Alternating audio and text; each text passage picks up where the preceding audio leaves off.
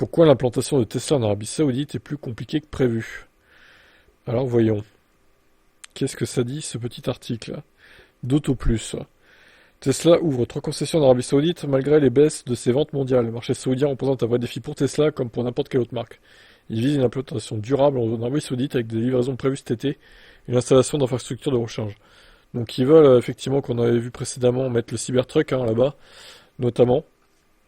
Bon, c'est adapté, hein, vu les routes qu'ils ont, ça va. C'est un désert, donc c'est assez large.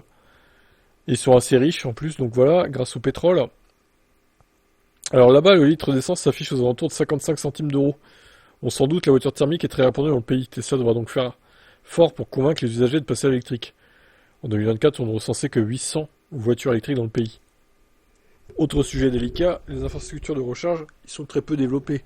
L'Arabie Saoudite ne compte en effet que 101 bornes, réparties sur son territoire de plus de 2,1 millions de kilomètres carrés.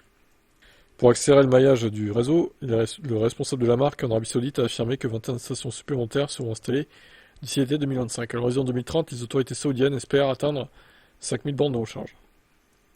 Alors j'avoue, tiens, sondage là, parmi vous. Si le carburant était à 55 centimes d'euros le litre en France, donc je parle du gasoil ou de l'essence, hein, bon, on s'en fout du E85, on ne parle pas de ça là, le carburant normal. Seriez-vous passé à l'électrique?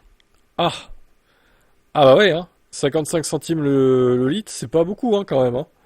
Sachant que ta voiture fait 5-6 litres au 100, c'est quoi, 4 euros au final, c'est 4 euros au 100. Ouais, c'est... Ça vaut le coup de réfléchir en vrai. Ça vaut le coup de réfléchir. Moi, je pense pas que j'y serais passé à l'électrique. En vrai, je vous le dis, hein, honnêtement, 55 centimes, c'est dur, hein, mais je pense que je serais resté au thermique, hein, du coup. Ouais, bah, je comprends les Saoudiens, du coup, qui veulent pas passer forcément à l'électrique. Depuis le début de l'année, les émates de la marque ont reculé de plus de 30% à l'échelle mondiale. Si l'attente du nouveau modèle Y a pesé dans la balance, les dérapages d'Elon Musk sont bien sûr en partie responsables de ce fiasco. À présent, c'est la menace des droits de douane qui plane au-dessus de Tesla.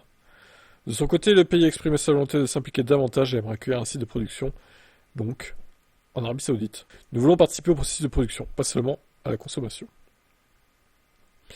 Ouais, alors je sais pas à quel point alors c'est vrai qu'ils peuvent importer des migrants des pays voisins en Arabie Saoudite qui peuvent bosser à pas cher. Donc honnêtement, peut-être que Tesla va implanter une usine là-bas. Ça serait pas impossible. Voilà, bon, à voir. Donc seriez-vous passé à l'électrique avec 55 centimes d'euros? Question du jour. Ciao.